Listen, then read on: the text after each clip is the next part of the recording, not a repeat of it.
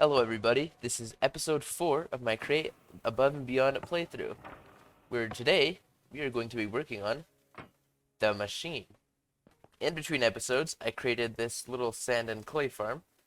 When you put water in these strainers, it starts producing sand and a small chance of clay.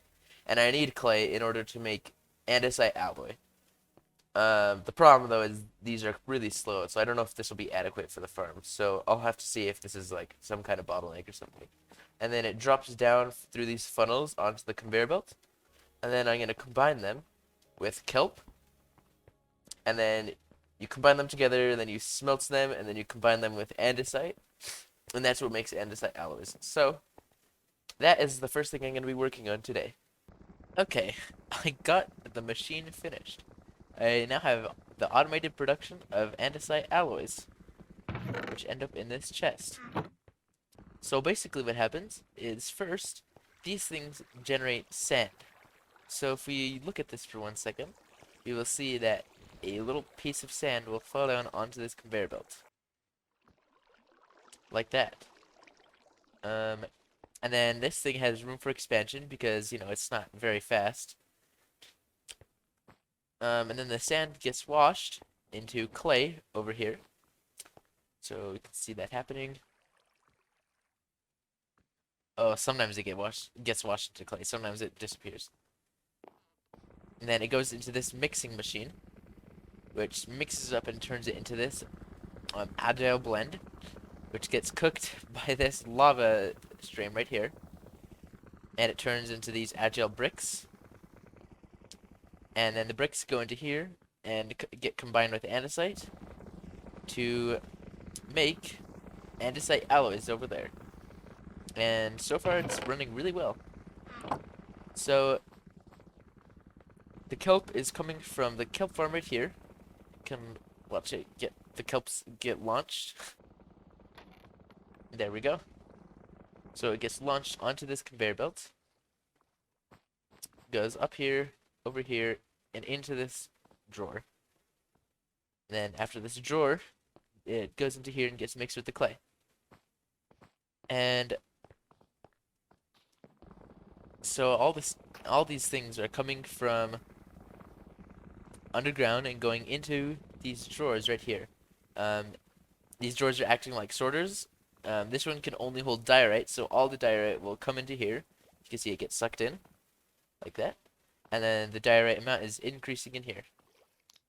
So at any time we can just click on it and get diorite out. And we can also put it all back in. All these stone things come from my farm downstairs. And I wish it outputted more andesite. So this stuff is not very accessible.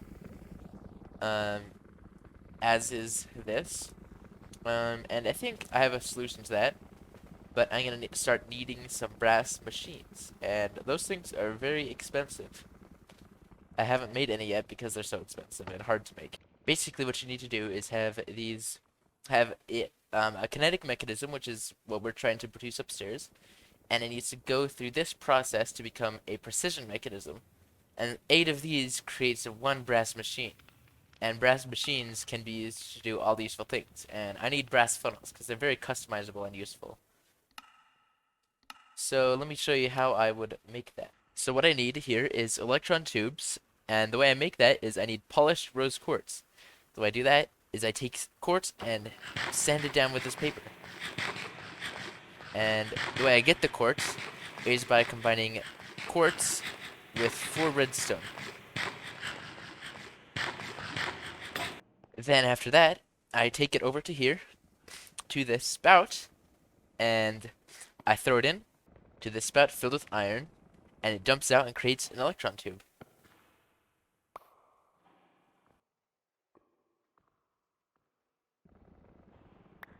Okay, now that I've got these electron tubes, I can run over to this machine right here that I've created, stick them in here, and this screwdriver to complete the sequenced assembly. Now, if I take 8 of these, put them in here, we can watch as precision mechanisms get made.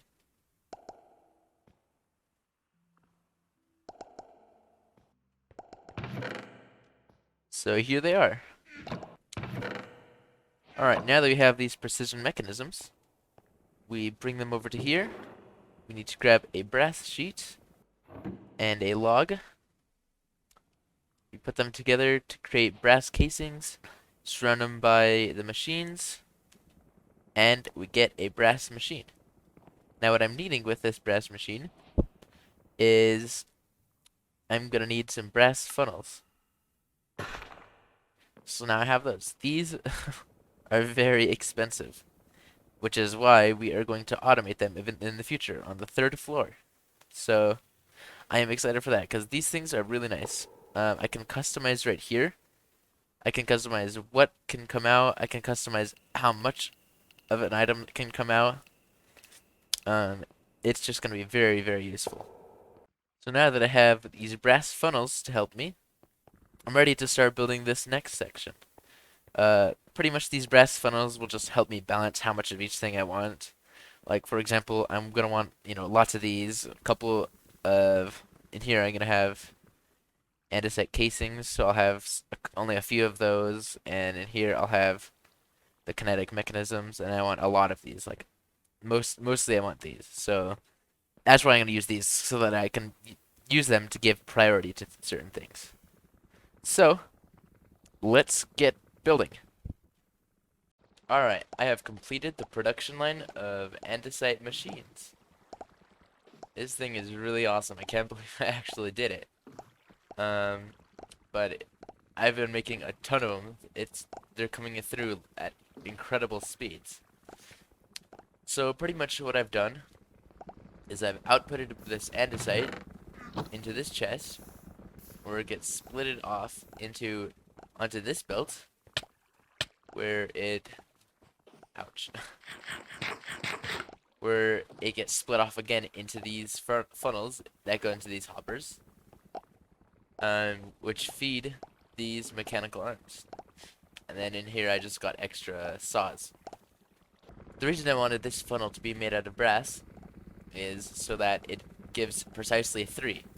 So that 2 will go through this thing, and then 1 will come out here. With an andesite tunnel, always, it will split 1 off of any stack. So each of these contains 3 andesite alloys, and it splits 1 off. So these are just singular ones, and then this one has 2. These are 2 things in here, and then this thing splits them off again. So it's 1 on this direction and 1 in this direction, just so that everything ends up, even and works out pretty good. And then I connected up my tree farm to this chest, so it goes into here and then gets sorted in these drawers, where I got all the drops. And then from the oak wood chest, it comes out and gets cut up by the saw. It takes 3 steps, goes into stripped logs, then planks, and then slabs, which are the things needed for this production line. And then the remaining andesite alloys go into this barrel. Or not barrel, drawer. Okay. Now that I have it automated, I can finish up chapter 1.